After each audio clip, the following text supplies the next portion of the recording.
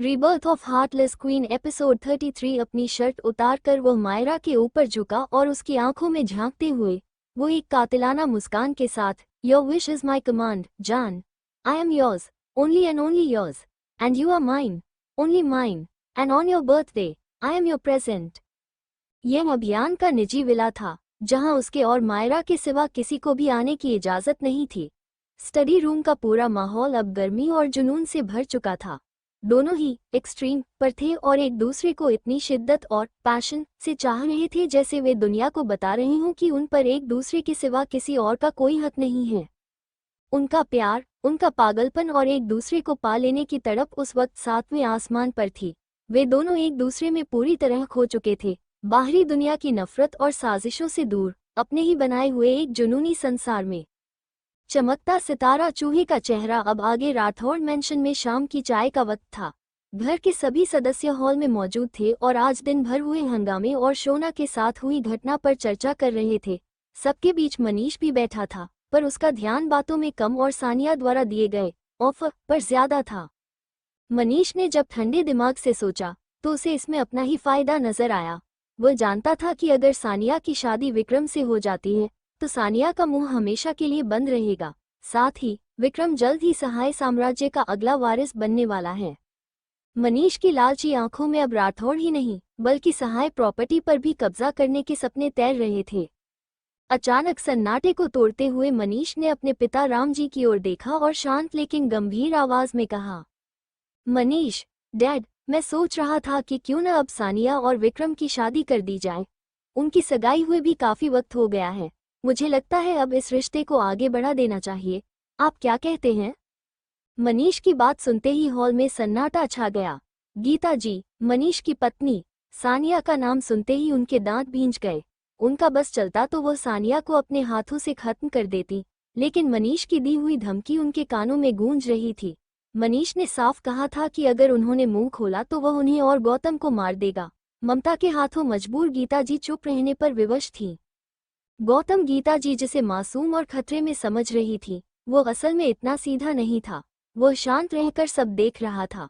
मनीष और गीता को अंदाजा भी नहीं था कि गौतम के पास कितनी पावर और जानकारी है। घर के बाकी सदस्य भी चुप थे। हॉल का माहौल अब पूरी तरह गर्मा चुका था। मनीष के प्रस्ताव ने जैसे जलती आग में घी का काम किया था। जानकी जी का चेहरा गुस्से से तमतमा उठा। उनकी आंखों में सानिया और उसकी मां के लिए नफरत साफ झलक रही थी। उन्होंने हाथ में पकड़ा चाय का कप मेज पर जोर से पटका और मनीष को घूरते हुए कड़क आवाज में कहा, जानकी जी, तुझे इतनी फिक्र क्यों हो रही है उसकी? मनीष, उस लड़की और उसकी माँ के पापों का घड़ा भर चुका है। अब हमारा उनसे कोई लेना देना नहीं है। मैं तो कहती हूँ उस आदमी को ढूंढो जिसके साथ उसकी माँ का अफेयर चल रहा था और इस लड़की को उठाकर उसी के पास भेज दो।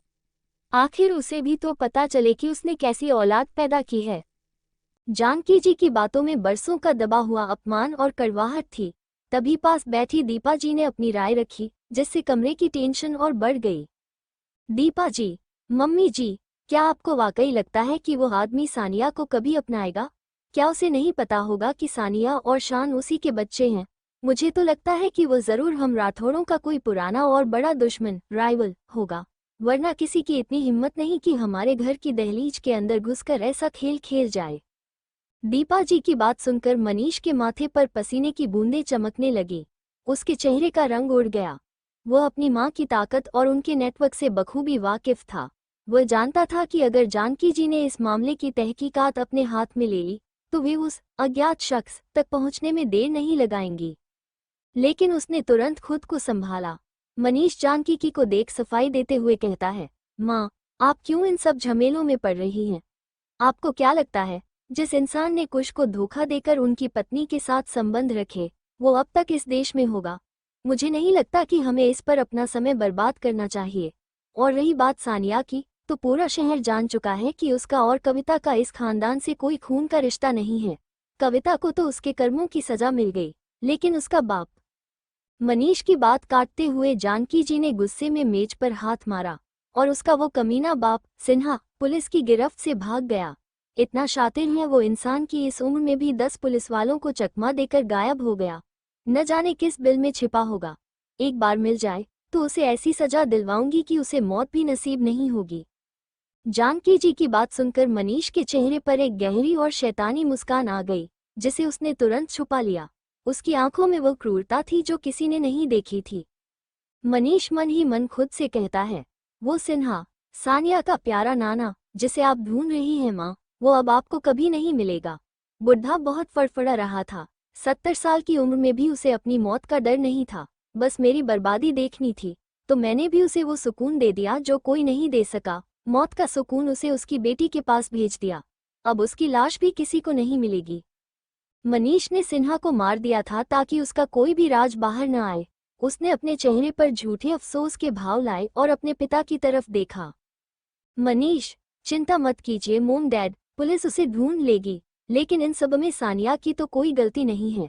मैं यह नहीं कह रहा कि वो बहुत अच्छी है या आप उसे इस घर में रखें, बिल्कुल नहीं। इनफैक्ट मैं समझ सकता हूँ कि उसके साथ रहना अब सबके लिए कितना अजीब, ऑकवर्ड हो गया है।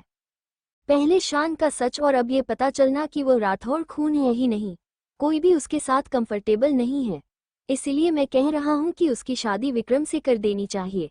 इससे वो इस घर से भी चली जाएगी और समाज में हमारी बदनामी भी नहीं होगी कि हमने उसके साथ कुछ गलत किया। बताइए, क्या मैं सही नहीं कह रहा? मनीष को लग रहा था कि वो अपनी गोटियां सही फिट कर रहा है। उसकी इन चिकनी चुपड़ी दलील ने राम जी को सोचने पर मजबूर कर दिया। मनीष के शब्द किसी जहर की तरह थे, जो धीरे धीरे पूरे परिवार के दिमाग में असर कर रहे थे। हॉल में मौजूद हर शख्स के मन में सानिया के प्रति घृणा और असुरक्षा का भाव था। गीता जी ने पहले ही जानकी जी के कान भर दिए थे कि सानिया का इस घर में रहना किसी जलते हुए बम के पास बैठने जैसा है। उन्होंने डर जताया था कि जैसे शान का सच सामने आया, वैसे ही न जाने सानिया के साथ कौन सा नया राज इस घर की चौखट पर आकर तमाशा करेगा। जानकी जी, जो अब तक सानिया को किसी फ्लैट या विला में भेजने का मन बना चुकी थी, मनीष की दलील सुनकर ठिठक गई। उन्हें लगा कि उसे किसी दूर घर में रखने से बेहतर है कि उसे विदा ही कर दिया जाए ताकि राठौड़ खानदान का दामन पूरी तरह साफ हो सके। उन्होंने एक गहरी सांस ली और मनीष की तरफ देखते हुए कड़क आवाज में अपना फैसला सुनाया। जानकी जी, ठीक है मनीष, मुझे तुम्हारा विचार सही लग रहा है। वैसे भी मैं अब उस लड़की की सूरत एक पल के लिए भी बर्दाश्त नहीं कर सकती। मैंने सोचा था कि उसे किसी अपार्टमेंट में शिफ्ट करवा दूंगी, लेकिन शादी करके उसे विदा करना ही सबसे स्थायी समाधान है। पर एक बात कान खोलकर सुन लो, मुझे अब कोई तमाशा नहीं चाहिए। कोई भव्य आयोजन नहीं होगा। एक सादे समारोह में मंदिर में शादी होगी और बस। उसके बाद सहाय परिवार जो चाहे करे, हमें कोई सरोकार नहीं होगा। मैं इस नौटंकी का हिस्सा और नहीं बनना चाहती। राम जी ने भी अपनी गंभीर आवाज में जानकी जी की बात का समर्थन किया। उनके चेहरे पर थकावट और दुख के भाव थे। राम जी, हाँ मनीष, तुम्हारी माँ सही कह रही हैं। हम अपनी तरफ से उसे उपहार और गिफ्ट्स देकर विदा कर देंगे ताकि दुनिया हमें दोष न दे सके। लेकिन इससे ज्यादा हम सानिया के लिए अब कुछ नहीं करेंगे। ये रिश्ता हमारे लिए एक कड़वा सच है जिसे हम जल्द से जल्द खत्म करना चाहते हैं। मनीष के अंदर जैसे जीत का कोई नगाड़ा बज उठा हो। उसकी योजना का पहला और सबसे मुश्किल पड़ाव पार हो चुका था। उसने अपने चेहरे पर एक बनावटी गंभीरता और संतुष्टि का मुखौटा ओढ़ लिया और अपने पिता की ओर देखकर सिर झुकाया। मनीष जी डैड, मैं आपकी भावनाओं की कद्र करता हूँ। मैं भी यही चाहता हूँ कि सब कुछ शांति से निपट जाए। तो फिर आप कल अधर्व अंकल, विक्रम के दादा, से बात कर लीजिए। मुझे लगता है हमें कल ही उनके घर जाकर इस बात को अंतिम रूप दे देना चाहिए। जितनी जल्दी यह काम हो जाए, उतना ही हमारे परिवार के लिए अच्छा है। मनीष मन ही मन मुस्कुरा रहा था। राम जी ने मनीष की बात सुनकर भारी मन से हाँ में सिर हिला दिया। उनके लिए यह फैसला किसी पत्थर को निगलने जैसा था, पर खानदान की शांति के लिए उन्होंने अपनी मौन स्वीकृति दे दी। इधर शहर के दूसरे कोने में विक्रम सहाय के आलीशान केबिन की हवा में इस वक्त सिर्फ तनाव और हार की बू आ रही थी। विक्रम अपनी रिवॉल्विंग चेयर पर सर पकड़े बैठा था। उसकी आंखों के नीचे काले घेरे साफ बता रहे थे कि वो कई रातों से सोया नहीं है। उसका नया प्रतिद्वंद्वी, जो न जाने किस पाताल से अचानक पैदा हुआ था, उसने विक्रम के पैरों के नीचे से जमीन खिसका दी थी। एक के बाद एक प्रोजेक्ट्स हाथ से जा रहे थे और विक्रम को समझ नहीं आ रहा था कि उसे निशाना कौन बना रहा है। उसे लग रहा था जैसे कोई अदृश्य हाथ उसके गले की फांस कसता जा रहा है। वो इसी अंधेरे सोच में डूबा था कि तभी केबिन के दरवाजे पर दस्तक हुई। विक्रम फटे हुए गले और बोझिल आवाज में, कम इन। दरवाजा खुला और उसका असिस्टेंट अंदर दाखिल हुआ। हैरानी की बात यह थी कि जहां विक्रम की दुनिया उजड़ रही थी, वहीं असिस्टेंट के चेहरे पर एक बेशर्म मुस्कान थी। विक्रम ने जब उसकी वह मुस्कान देखी तो उसका खून खौल उठा। उसकी नसें तन गईं और वह बर्फीली लेकिन हिंसक आवाज में दहाड़ा, विक्रम, क्या यहाँ मेरा मुंह ताकने के लिए खड़े हो? जो बकना है जल्दी बको वरना यहाँ से दफा हो जाओ। मेरा दिमाग पहले ही ठिकाने पर नहीं है। असिस्टेंट उसकी दहाड़ सुनकर एक पल के लिए सकपका गया, पर अपनी मुस्कुराहट को काबू करते हुए बोला, असिस्टेंट सर, शांत हो जाइए। आपके लिए एक बहुत बड़ी गुड न्यूज़ है। एक ऐसी खबर जिसे सुनकर आपकी सारी मुश्किलें हल हो सकती हैं। विक्रम ने अपनी आंखें सिकोड़ लीं। उसने मेज पर रखे पेपरवेट को इतनी जोर से भींचा कि उसकी उंगलियों के पों सफेद पड़ गए। उसने खूंखार नजरों से असिस्टेंट को घूरते हुए कहा, विक्रम, देख, अगर तूने अब एक भी शब्द और फालतू बकवास की तो कसम खाकर कहता हूँ, अभी के अभी तुझे समंदर में फेंकवा दूंगा। इस वक्त मुझे मजाक बिल्कुल पसंद नहीं है। चुपचाप बोल, क्या बकना है? असिस्टेंट विक्रम के गुस्से से बुरी तरह थरथरा गया। उसने अपनी गर्दन झुका ली और हकलाते हुए बोलना शुरू किया, असिस्टेंट सर, आप परेशान थे न कि इतना बड़ा लॉस कैसे कवर होगा, तो रास्ता मिल गया है। मिस्टर ए ने आपका प्रोजेक्ट प्रपोजल स्वीकार कर लिया है। उनकी तरफ से अभी अभी कंफर्मेशन मेल आया है कि वे आपके साथ डील करना चाहते हैं। लेकिन मिस्टर ए का नाम सुनते ही विक्रम के चेहरे पर ऐसी चमक आए जैसे किसी मरते हुए को संजीवनी मिल गई हो। मिस्टर ए, वही रहस्यमयी बिजनेस टाइकून जो न्यूयॉर्क में नंबर 1 है और जिसके पीछे खुद बिजनेस क्वीन मायरा का हाथ माना जाता है। विक्रम की आंखों में जीत के ख्वाब तैरने लगे। उसने सोचा कि अगर यह डील हो गई तो वह सिर्फ भारत ही नहीं बल्कि पूरे एशिया का नंबर 1 बिजनेसमैन बन जाएगा। फिर न तो उसे पैसों की कमी होगी और न ही मायरा उससे दूर रह पाएगी। वो उसे अपनी ताकत के दम पर हासिल कर लेगा। लेकिन असिस्टेंट को पर रुका देख विक्रम के माथे पर बल पड़ गए। उसकी आंखें फिर से ठंडी और क्रूर हो गईं। विक्रम दांत पीसते हुए, लेकिन क्या? जब खुशी की खबर सुना रहा है तो ये फांस की तरह, लेकिन क्यों अटका रहा है? बोल, क्या बात है? असिस्टेंट ने कांपते हाथों से एक टैबलेट विक्रम की ओर बढ़ा दिया। असिस्टेंट सर, मिस्टर ए की कुछ शर्तें हैं। उन्होंने साफ कहा है कि अगर आप उनकी हर एक शर्त मानेंगे तभी वे इस डील पर साइन करेंगे, वरना वे किसी और कंपनी के पास चले जाएंगे। विक्रम ने झटके से टैबलेट छीना। उसके मन में हलचल थी। कैसी शर्तें? क्या वो मुझसे ज्यादा प्रॉफिट मांग रहा है? लेकिन जैसे ही उसने पहली शर्त पढ़ी, उसके चेहरे की सारी रौनक उड़ गई और रंग सफेद पड़ गया। पहली शर्त, विक्रम सहाय को अपनी कंपनी के 30% शेयर्स तुरंत मिस्टर और के नाम ट्रांसफर करने होंगे। विक्रम के हाथ कांपने लगे।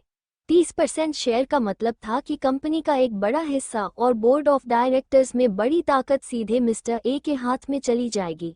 ये सिर्फ एक पार्टनरशिप नहीं थी, यह विक्रम की सल्तनत पर मिस्टर ए का कब्जा शुरू होने की पहली सीढ़ी थी। विक्रम की आंखों में खौफ और लालच की जंग छिड़ गई। एक तरफ उसकी डूबती हुई कंपनी और साख थी और दूसरी तरफ उसकी अपनी कंपनी का मालिकाना हक। उसका चेहरा गुस्से से तमतमा गया और आंखों में जैसे खून उतर आया। दूसरी शर्त, प्रोजेक्ट का 70% मुनाफा प्रॉफिट मिस्टर ए की कंपनी को जाएगा। यदि घाटा लॉस हुआ तो मिस्टर ए केवल 30% का बोझ उठाएंगे, बाकी 70% विक्रम को झेलना होगा। विक्रम ने आव देखा न ताव, मेज पर जोर से मुक्का मारा जिससे वहां रखा कांच का गिलास चकनाचूर हो गया। विक्रम दहाड़ते हुए, ये क्या बेहुदा मजाक है? क्या वो आदमी पागल हो गया है? 30% शेयर, 70% प्रॉफिट और नुकसान के वक्त वो हाथ पीछे खींच लेगा। क्या वो मुझे भिखारी समझ रहा है या खुद को भगवान? ये डील नहीं, ये तो डकैती है। असिस्टेंट अपनी जगह पर जम गया था। उसे लगा कि विक्रम अभी उस पर हमला कर देगा। वो कांपती आवाज में बोला, असिस्टेंट सर, मुझे पता है शर्तें बहुत सख्त हैं, लेकिन मिस्टर ए की टीम ने साफ कहा है कि उन्हें कल शाम तक आपका जवाब चाहिए। उन्होंने एक मैसेज भी भेजा है कि अगर आप तैयार नहीं हैं तो केएसआर कुश पहले से ही लाइन में हैं। केएसआर ने हाल ही में न्यूयॉर्क में उनके साथ एक बहुत बड़ी डील की है और मिस्टर उनके काम से बहुत खुश हैं। वे दोबारा केएसआर के साथ काम करने को प्राथमिकता देंगे। केएसआर का नाम सुनते ही विक्रम के तन बदन में आग लग गई। उसके लिए ये सिर्फ बिजनेस की हार नहीं बल्कि उसकी ईगो पर सबसे बड़ी चोट थी। वह जानता था कि अगर यह डील केएसआर के पास चली गई तो मार्केट में उसकी रही सही इज्जत भी धूल में मिल जाएगी और उसका प्रतिद्वंद्वी राइवल उसे पूरी तरह कुचल देगा। विक्रम पागलों की तरह चीखते हुए, आह व्हाट द हेल, वो जानबूझकर मुझे नीचा दिखा रहा है। वो केबिन में इधर उधर टहलने लगा। उसे अंदाजा भी नहीं था कि मिस्टर ए के पीछे कोई और नहीं बल्कि अभियान है। मास्टर बेडरूम का मंजर किसी खूबसूरत तबाही जैसा था। पूरे कमरे का सामान फर्श पर बिखरा पड़ा था। पिलो, कुशन और कपड़े सब यहाँ वहाँ पड़े थे, जो उस पागलपन और जुनून की गवाही दे रहे थे जो कुछ देर पहले इस कमरे ने महसूस किया था। कमरे में पसरी खामोशी के बीच सिर्फ दो धड़कनों का शोर सुनाई दे रहा था, जो धीरे धीरे अपनी सामान्य गति पर लौट रही थी। अभियान और मायरा एक ही ब्लैंकेट में सिमटे हुए थे। अभियान का सिर मायरा की गर्दन में छुपा था और वो सुकून की सांस ले रहा था। मायरा की आंखें अभी भी बंद थीं, लेकिन उसके हाथ अभियान की पीठ पर किसी नक्शे की तरह धीरे धीरे चल रहे थे। उस मैसी कमरे में अब भी उनके प्यार और पसीने की खुशबू घुली हुई थी। काफी देर बाद मायरा ने बिना आंखें खोले अपनी भारी आवाज में सवाल किया, मायरा, तुम उसके विक्रम साथ प्रोजेक्ट क्यों करना चाहते हो अभी? वाई? अभियान ने अपनी जगह से हिले बिना उसी मदहोश आवाज में जवाब दिया, अभियान, क्योंकि मैं उसे पूरी तरह बर्बाद करना चाहता हूँ। जान, इस डील से उसे ऊपर से तो फायदा दिखेगा, लेकिन अंदर ही अंदर यह उसके साम्राज्य की जड़ें खोखली कर देगी। उसे पता भी नहीं चलेगा कि जिस हाथ को वह सहारा समझकर पकड़ रहा है, वही हाथ उसे खाई में धकेलने वाला है। मायरा ने एक लंबी सांस छोड़ी। वो अभियान के बदले की आग को बखूबी समझती थी। मायरा, फाइन, जैसा तुम्हें ठीक लगे, लेकिन क्या अब तुम मुझे छोड़ोगे? मुझे घर जाना है, वरना मॉम, माही जी मुझे सच में जिंदा नहीं छोड़ेंगी। बहुत देर हो चुकी है। अभियान ने अपनी पकड़ उसकी कमर पर और मजबूत कर ली और अपनी गर्दन मायरा के कंधे से उठाई और उसकी आंखों में झांकते हुए एक शरारती मुस्कान दी। अभियान, ठीक है, चली जाना, लेकिन जाने से पहले क्या हम एक राउंड और? उसकी बात पूरी होने से पहले ही मायरा ने उसके कंधे पर एक जोर का मुक्का जड़ा और झेपते हुए बोली, मायरा, नो, तुम सच में इंसान नहीं हो। छोड़ो मुझे, तुम्हारा मन कभी नहीं भरता, लेकिन मैं बुरी तरह थक गई हूँ। So please leave me now. अभियान ने हार नहीं मानी। उसने अपनी बॉडी को मायरा की बॉडी से और करीब सटा लिया और उसके गालों पर हल्के से किस करते हुए फुसफुसाया, अभियान, क्या करूं? जब भी तुम्हें छूता हूं, ये दिल बस यही कहता है, मोर, मोर एंड मोर। इतना कहकर उसने एक कातिलाना स्माइल के साथ आंख मारी और अपनी बॉडी को इस तरह मूव किया कि मायरा के शरीर में एक सिहरन दौड़ गई। मायरा की आंखें खुद ब खुद बंद हो गईं और उसने कसकर अभियान के कंधों को पकड़ लिया। मायरा, सांसें तेज होते हुए, यू अभी फूके ऑफ डैम्ड, कम आउट, छोड़ो मुझे वरना मैं तुम्हें जान से मार दूंगी। अभियान उसकी इस प्यारी सी धमकी पर खिलखिलाकर हंस पड़ा। वो उसके चेहरे के और करीब आया, इतना करीब कि उनकी नाक एक दूसरे से टकरा रही थी। अभियान, पहले अपनी आंखें तो खोलो जान, फिर मार लेना। कमरे में एक बार फिर से वही पुराना जुनून लौटने लगा था। मायरा ने अपना चेहरा दूसरी तरफ घुमाते हुए फिर से कहा, नो, लीव। पर अभियान कहाँ मानने वाला था। उसने अपना हाथ उसकी चेस्ट पर रखते हुए एक नर्म और मजबूत आवाज में कहा, I said, open your eyes. Myra को मजबूरी में अपनी आंखें खोलनी ही पड़ी। जैसे ही उसकी आंखें अभियान की गहरी और नशीली आंखों से मिली, अभियान के चेहरे पर एक विजेता वाली मुस्कान आ गई। मायरा का चेहरा शर्म और जुनून से टमाटर की तरह लाल हो गया। अभियान बहुत धीरे से मायरा की बॉडी से दूर हुआ, लेकिन वह पूरी तरह अलग नहीं हुआ। उसका शरीर अब भी मायरा की मखमली त्वचा को छू रहा था। जैसे ही अभियान थोड़ा हटा, मायरा के मुंह से एक दर्द और सुकून भरी आह निकली। उसने तुरंत खुद को संभाला और अभियान को एक जोरदार धक्का देकर बेड की दूसरी तरफ कर दिया। उसने फुर्ती से पूरा ब्लैंकेट अपनी तरफ खींच लिया, जिससे अभियान के शरीर से चादर हट गई। मायरा ने खुद को ब्लैंकेट में पूरी तरह लपेट लिया और मुड़कर अभियान को देखा। अभियान अब भी उसी बेपरवाह पोजीशन में लेटा था, अपने दोनों हाथ सिर के पीछे टिकाए वो बड़े मजे से मायरा की हालत देख रहा था। मायरा ने फर्श से एक तकिया उठाया और खींचकर उसे मारते हुए कहा, मायरा, तुम दिन ब दिन और भी बेशर्म होते जा रहे हो, कम से कम खुद को ढको तो सही। लेकिन अभियान तो इस वक्त पूरी तरह से बेशर्मी वाले मूड में था। उसने तकिए को एक तरफ फेंका और शरारत से बोला, अभियान, वाई, मैं क्यों खुद को धूकूं? यहाँ हम दोनों के सिवा और हैं ही कौन? और वैसे भी ऐसा क्या है जो तुमने अब तक देखा नहीं, या टच नहीं किया, या किस? अभी वो बोल ही रहा था कि मायरा चिढ़कर वॉशरूम की तरफ भागी और दरवाजा जोर से पटककर बंद कर दिया। बाहर बेडरूम में अभियान की जोर जोर से हंसने की आवाज गूंज रही थी। अभियान चिल्लाते हुए, अरे कहाँ चली गई जान? मेरी बात तो सुनो बेबी। वॉशरूम के अंदर से सिर्फ एक ही जवाब आया, शट अप। अभियान की उन शरारती बातों और प्यारी सी नोक-झोंक के बीच मायरा का चेहरा अभी भी लाल था। वो जल्दी से तैयार होकर अभियान को एक आखिरी बार चिढ़ाते हुए देखा और फिर वहां से अपने घर के लिए निकल गई। राठौड़ मैंशन के एक कोने में सानिया का कमरा इस वक्त उसकी जीत के जुनून से भरा हुआ था।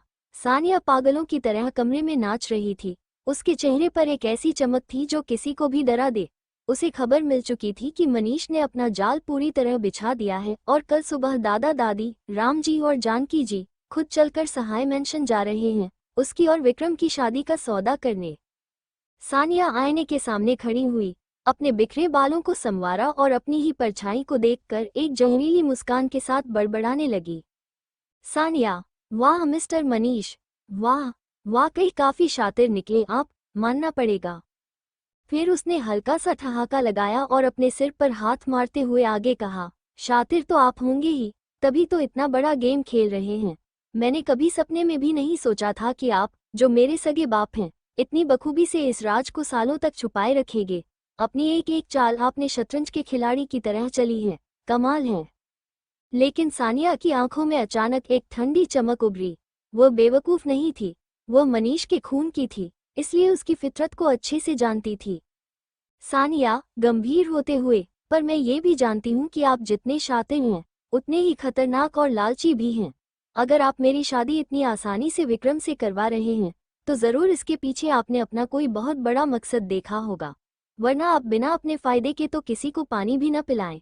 इतना बड़ा एहसान करना तो बहुत दूर की बात है। सानिया की हंसी कमरे की दीवारों से टकराकर और भी भयानक लग रही थी। वो बिस्तर पर दींतों की तरह पसरी हुई थी। उसकी आंखों में उस मासूम सानिया का अंश भी नहीं था जिसे दुनिया जानती थी। वहां सिर्फ एक शैतान बैठा था जो अपनों के ही खून का प्यासा था। सानिया, क्रूरता भरी आवाज में, खैर, आप अपना गेम खेलिए और मैं अपना। मिस्टर मनीष, मेरे सो कॉल्ड डैड, आप और मैं एक ही मिट्टी के बने हैं। जैसे आपको अपने सिवा किसी से फर्क नहीं पड़ता, वैसे ही मुझे भी किसी की परवाह नहीं है। बस एक बार मैं उस सहाय मैंशन की दहलीज पार कर लूं और विक्रम की पत्नी बन जाऊं, फिर मैं दिखाऊंगी कि असली रानी कौन है। उसने अपने नाखूनों को देखते हुए आगे कहा, रही बात उस यानिका आंटी के बच्चों की, तो वो चींटी मकोड़े मेरे रास्ते का पत्थर नहीं बन पाएंगे। उन्हें साफ करने में मुझे पल भर की भी हिचकिचाहट नहीं होगी। और विक्रम, अगर उसने ज्यादा नखरे दिखाए तो आजकल एक्सीडेंट होना कौन सी बड़ी बात है। एक झटके में विधवा बनकर सारी जायदाद अपनी मुट्ठी में कर लूंगी। हाँ हाँ हाँ।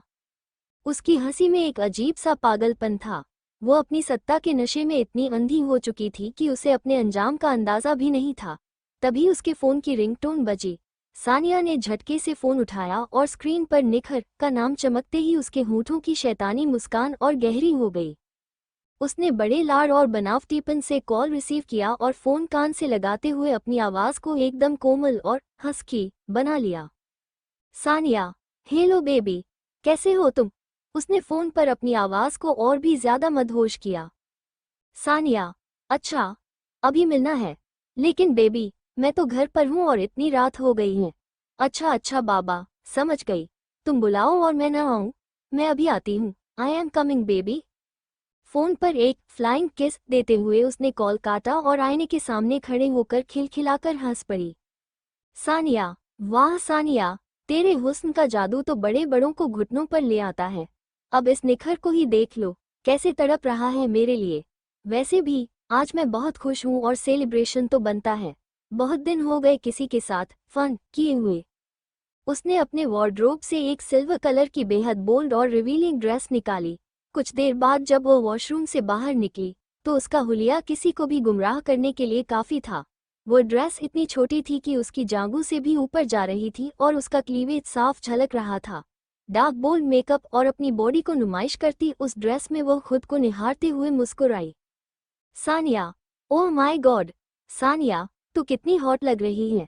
आज तो जो भी देखेगा बस देखता ही रह जाएगा।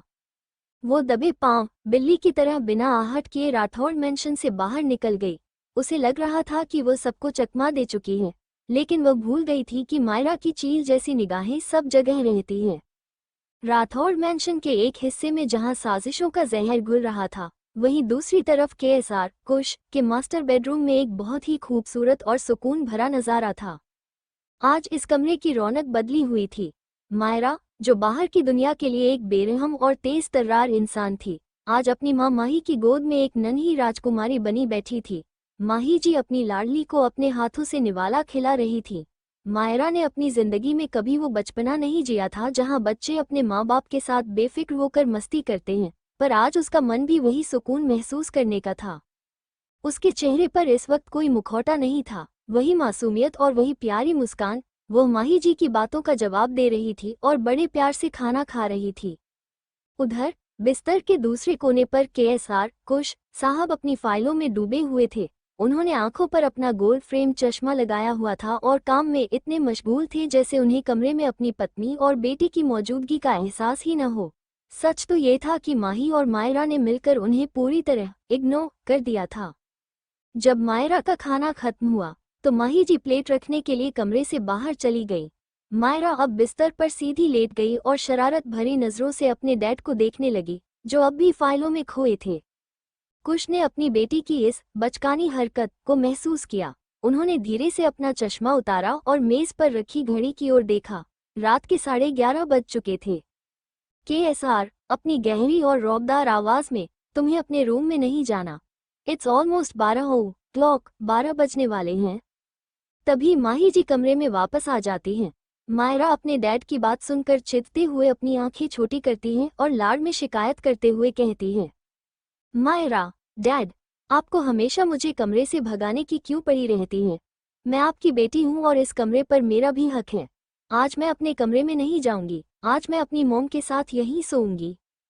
केएसआर कुश ने माही जी की तरफ देखा, जो मायरा की बात सुनकर पहले ही खुश हो चुकी थी।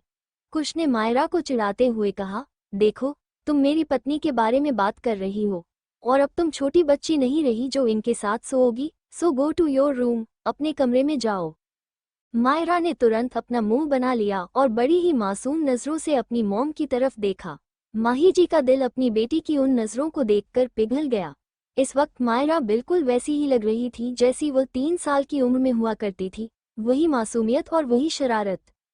माही जी प्यार से मायरा के सिर पर हाथ फेरते हुए, बिल्कुल, तुम यहाँ सो सकती हो और तुम मेरे लिए आज भी वही छोटी मायरा हो, मेरी एंजल। इतना कहकर उन्होंने मायरा के माथे पर प्यार से किस किया और लेट गई। मायरा ने किसी छोटे बच्चे की तरह अपनी मॉम को कसकर गले लगा लिया। माही जी धीरे धीरे उसके बालों में उंगलियां फिराने लगी। वो ममता भरा स्पर्श पाकर मायरा की सारी थकान और दुनिया भर की टेंशन जैसे गायब हो गई। बच्चा चाहे कितना भी बड़ा और ताकतवर क्यों न हो जाए, माँ बाप के लिए वो हमेशा छोटा ही रहता है। केएसआर अपनी बेटी की इन बचकानी हरकतों को देखकर मुस्कुरा दिए और अपना सिर हिलाते हुए अपनी जगह लेट गए। कमरे में सुकून भरा सन्नाटा छा गया था, पर यह सुकून सिर्फ इस कमरे तक ही सीमित था। माही जी मायरा से बातें कर रही थी, तभी वो कुछ सोचते हुए अपनी आवाज को धीमा करती हैं और कुश केएसआर की तरफ देखकर पूछती हैं, कुश, क्या मोम डैड ने अधर्व अंकल, विक्रम के दादा और सिम्मी आंटी से बात कर ली है? क्या वे लोग कल सच में उनसे मिलने जा रहे हैं? कुश अपनी शांत और गंभीर आवाज में जवाब देते हैं, हाँ, डैड ने बात कर ली है। वे लोग कल लंच के समय सहाय मेंशन जाने वाले हैं। माही जी ने समझदारी से सिर हिलाया, पर मायरा जो अपनी माँ की बाहों में लेटी थी, उसने अचानक सवाल किया, मॉम, दादी और सब सहाय मेंशन क्यों जा रहे हैं? माही जी, बच्चा, वे सानिया और विक्रम की शादी की बात पक्की करने जा रहे हैं। घर के बड़े चाहते हैं कि सानिया की शादी जल्दी हो जाए और वह यहाँ से चली जाए। सच कहूँ तो मुझे भी यही लगता है कि अब उसका यहाँ से जाना ही सबके लिए बेहतर है, चाहे जैसे भी हो। मायरा ने अपनी माँ की बात सुनी और एक अजीब सा मुंह बनाया। वो मन ही मन बुदबुदाई, ओह पुआ सानिया, कल तुम्हारी शादी की बात तो क्या ही होगी। कल तो सब सहाय मेंशन में बहुत बिजी होंगे, बस तमाशा देखने में। मायरा ने एक लंबी आह भरी, लेकिन उसकी आंखों में वो पुरानी कातिलाना चमक वापस आ गई थी। वो जानती थी कि कल की सुबह सहाय मेंशन में कुछ लोगों के लिए अच्छी नहीं होगी, खासकर मनोज की फैमिली। तभी माही जी ने मायरा के बालों को सहलाते हुए उसे टोक दिया। मायू बच्चा, मैं तुमसे कुछ पूछूं? मायरा, यश मॉम, एनीथिंग। हाँ माँ, कुछ भी पूछिए। माही जी के चेहरे पर एक माँ वाली चिंता और जिज्ञासा के भाव थे। उन्होंने मायरा की आंखों में झांकते हुए पूछा, बच्चा सच बताओ, तुम और अभियान कब मिले? तुम उसे कब से जानती हो और कितना समय हो गया तुम दोनों को रिलेशनशिप में? मायरा अपनी माँ के साथ में इतनी सुकून में थी कि बिना सोचे समझे उसके मुंह से सच निकलने ही वाला था। मायरा झट से, बहुत सालों से मॉम, हम तो बचपन। अभी उसके मुंह से बचपन शब्द पूरा निकला भी नहीं था कि तभी केएसआर कुश ने अपनी नजरें को बढ़ाकर मायरा को बीच में ही टोक दिया। उनकी आवाज में एक चेतावनी भरा संकेत था। केएसआर, मायरा, अपनी मॉम को अच्छे से बताओ जो उन्हें जानना चाहिए। केएसआर का इशारा साफ था। मायरा तुरंत समझ गई और उसने अपनी आंखें भींच लीं। उसने बात संभालते हुए अपनी कहानी को एक नया मोड़ दिया। मायरा बात घुमाते हुए, मेरा मतलब है मॉम, मैं उसे काफी समय से जानती हूँ। हम पहले बहुत अच्छे दोस्त थे, फिर धीरे धीरे हमारा रिश्ता बदला। एक वक्त था मॉम, जब मैं अपनी लाइफ में बहुत अकेली महसूस करती थी और इत्तेफाक से वो भी उस वक्त काफी अकेला था। हमारे साथ कोई नहीं था। उस मुश्किल घड़ी में वो मेरा सहारा बना और मैं उसकी। बस वहीं से हमारे बीच वो बॉन्ड बना जो आज तक है। हम तब से साथ हैं और हमेशा साथ रहेंगे। मायरा की आवाज में अभियान के लिए जो सच्चाई और प्यार था, उसने माही जी का दिल जीत लिया। उन्हें लगा कि शायद फैमिली प्रॉब्लम के बीच उनकी बेटी को जो अकेलापन मिला था, उसे अभियान ने अपनी मोहब्बत से भर दिया है। लेकिन माही जी ये नहीं जानती थी कि ये अकेलापन और सहारा कोई इत्तेफाक नहीं, बल्कि एक गहरा राज था जो सालों पहले शुरू हुआ था। मायरा और माही जी के बीच बातों का सिलसिला थमा ही नहीं। शायद बरसों बाद इन दोनों माँ बेटी को ऐसा वक्त मिला था जहाँ कोई बिजनेस डील नहीं थी, कोई साजिश नहीं थी, बस एक माँ थी और उसकी बच्ची। माही जी अपनी बेटी की बातों को सुनते हुए उसके चेहरे की चमक को देख रही थी। उन्हें ऐसा लगा मानो वक्त का पहिया पीछे घूम गया हो और वही छोटी सी मायरा अपनी तुतलाती आवाज में ढेर सारी कहानियां सुना रही हो। ममता से भरी बातें करते करते कब माही जी की आंख कब लग गई, उन्हें पता ही नहीं चला। मायरा को जब अपने सिर पर माँ के हाथ की हलचल थोड़ी धीमी महसूस हुई तो उसने सिर उठाकर देखा। माही जी गहरी और सुकून भरी नींद में सो चुकी थी। उनके चेहरे पर एक ऐसी शांति थी जो शायद ही दुनिया की कोई दौलत या प्रॉपर्टी दे सकती थी। अपनों के साथ बिताए ये चंद लम्हे ही इंसान की असली पूंजी होते हैं। मायरा की आंखें न जाने क्यों इस एहसास से हल्की सी नम हो गई। उसने धीरे से माही जी के माथे पर किस किया और फुसफुसाते हुए कहती है, गुड नाइट मम्मा। उसने बड़े प्यार से ब्लैंकेट को अपनी माँ के ऊपर सही किया। इसके बाद मायरा ने करवट ली और अपने डैड केएसआर की तरफ देखा। कुश अपनी आंखें बंद किए लेटे थे और एक हाथ सिर के पीछे रखा था। मायरा बखूबी जानती थी कि उसके डैड अभी सोए नहीं हैं। वो धीरे से सरक कर उनके पास गई और किसी शरारती और बदमाश बच्चे की तरह, जो दुनिया भर की आफत मचाने के बाद अपने बाप के पीछे छुप जाता है, उसने अपने डैड को कसकर हग कर लिया। हर बच्चे के लिए उसके डैड हमेशा से उसके सुपरहीरो होते हैं, जो ढाल बनकर उसे हर तूफान से बचाते आए थे। मायरा ने अपनी बच्चों वाली आवाज में धीरे से पुकारा, मायरा, डैड। केएसआर ने अपनी आंखें नहीं खोली, पर उनके होठों पर एक बहुत ही हल्की और गर्व भरी मुस्कान आ जाती है। उन्होंने अपना हाथ बढ़ाकर मायरा के सिर को सहलाया। केएसआर एक लंबी सांस भरते हैं और अपनी आंखें खोल देते हैं और अपनी बाहों में लिपटी मायरा के सिर पर हाथ फेरते हुए धीमी आवाज में कहते ही, तुम्हारी माँ सो चुकी है और अब तुम्हें भी सो जाना चाहिए। मायरा, मायरा, डैड, मुझे कुछ जानना है। केएसआर, बहुत देर हो गई है मायरा, सो जाओ, हम कल बात करेंगे। लेकिन मायरा अपनी जिद पर अड़ जाती है। उसने खींचते हुए थोड़े ऊंचे सुर में कहा, डैड, डैड। कुछ जानते थे कि जब मायरा इस लहजे में बात करती है तो वो बिना जवाब लिए नहीं मानेगी। उन्होंने एक और गहरी सांस ली और हार मानते हुए कहा, ठीक है, बोलो, क्या पूछना है? केएसआर को मनाते ही मायरा के चेहरे पर एक बड़ी सी मुस्कान खिल गई। उसने चहकते हुए कहा, you are the best dad in the world. I love you dad. KSR, I know. अब मक्खन लगाना बंद करो और बताओ क्या पूछना है, बिना किसी फिल्टर के, विदाउट एनी फिल्टर। मायरा का चेहरा अचानक गंभीर हो गया। वो कुछ सोचते हुए अपने डैड की आंखों में झांक कर बोली, मायरा, डैड, मैंने मनीष को जितना स्टडी किया है, मुझे नहीं लगता कि वो सिर्फ हमारी प्रॉपर्टी के पीछे है। कुछ तो मिसिंग है। इतनी प्लानिंग, इतनी प्लॉटिंग। मनीष के अंदर आपके लिए नफरत बचपन से ही घर कर गई है। उसे लगता है कि आपने हमेशा उसे नीचा दिखाया है। और डैड, मैंने नोटिस किया है कि मनीष शायद मॉम को पसंद करता है। इतना बोलते ही मायरा चुप हो जाती है। कमरे का तापमान जैसे अचानक गिर गया हो। केएसआर की मुठ्ठियां इतनी जोर से भिंच गईं कि उनके पों सफेद पड़ गए। उनकी आंखों में खून उतर आया और चेहरा गुस्से से तमतमा उठा। वो अपनी फौलादी और बेहद सख्त आवाज में हुए कहते हैं, केएसआर, मायरा, माँ ही सिर्फ मेरी है। तुम्हारी माँ सिर्फ मेरी थी, मेरी है और हमेशा मेरी ही रहेगी। कोई भी, मैं फिर कहता हूँ, कोई भी हमारे बीच आने की हिम्मत नहीं कर सकता। मायरा ने अपने डैड के इस भयानक रूप को देख लिया था। वो जानती थी कि उसके डैड माही जी को लेकर कितने पजेसिव हैं। केएसआर के लिए पूरी दुनिया एक तरफ थी और माही जी की इज्जत और उनका प्यार एक तरफ। मायरा अपने डैड का गुस्सा देखकर शांत हो जाती है और उन्हें रिलैक्स करने के लिए कहती है, मायरा, डैड रिलैक्स, मैं बस अपनी बात रख रही हूँ। मुझे पता है कि आप मॉम से कितना प्यार करते हैं और मुझे आप पर पूरा यकीन है। लेकिन डैड, मनीष की नफरत आपके खिलाफ इसलिए और ज्यादा है क्योंकि मॉम ने आपको चुना। मॉम ने तो उसे कभी देखा तक नहीं, पर उसने अपने मन में एक भ्रम पाल रखा है। उसे लगता है कि आपके और उसके बीच हर चीज का कंपटीशन है और वो सब चाहता है जो आपका है। मेरा मतलब है सब कुछ। मायरा ये बात केएसआर की आंखों में देखकर कहती हैं। केएसआर उस सब का मतलब तुरंत समझ जाते हैं और उनकी आवाज और भी गहरी और डरावनी हो जाती है।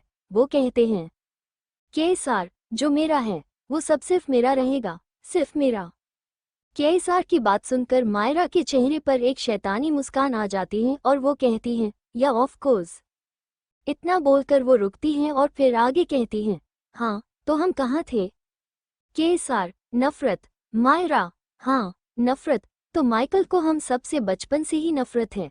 पर क्या इसका कारण सिर्फ वही है जो ऊपर से दिख रहा है, या कुछ ऐसा है जो जितना बाहर दिखता है उससे कई गुना ज्यादा गहरा है? क्योंकि ये लोग किसी ऐसी चीज के पीछे हैं जिसके लिए ये किसी भी हद तक गुजर सकते हैं। इनका लालच इतना बड़ा है कि ये अपनों को मारने से पहले भी एक बार नहीं सोचते। तो जानना ये है कि आखिर वो क्या चीज है जो इन्हें हमसे चाहिए।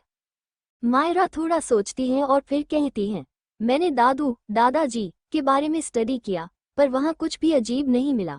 दादू अमीर हैं, उनकी प्रॉपर्टी है, बस भाइयों के बीच नॉर्मल प्रॉपर्टी क्लैश था। लेकिन दादी का केस अलग है। दादी जिस खानदान से आती हैं, वो न जाने कितने सालों से ये रिचेस्ट वाली जिंदगी जी रहे हैं। और एक बात जो काफी अजीब थी कि दादी के मायके में उन्हें बहुत ज्यादा प्रेफरेंस दी जाती थी। और उनके दुश्मन, वो तो किसी अलग ही लेवल की नफरत रखते थे, जैसे वो दादी या उनसे जुड़े लोगों को मारकर कोई खजाना पालेंगे। ये सब बहुत उलझा हुआ है, so messed up. KSR Myra की बातों को बहुत ध्यान से सुन रहे थे। मायरा अपनी बात कहकर चुप हो जाती हैं। केएसआर की आंखों में मायरा की बात सुनकर एक खतरनाक चमक आ जाती है। वो अपने चेहरे पर एक बहुत ही रहस्यमयी शांति वाला लुक लाते हैं और मायरा के सिर पर हाथ फेरते हुए कहते हैं, केएसआर, मैं तुम्हें आज एक कहानी सुनाता हूँ। एक राजा की कहानी, राजा मानव, टू बी कंटिन्यूड।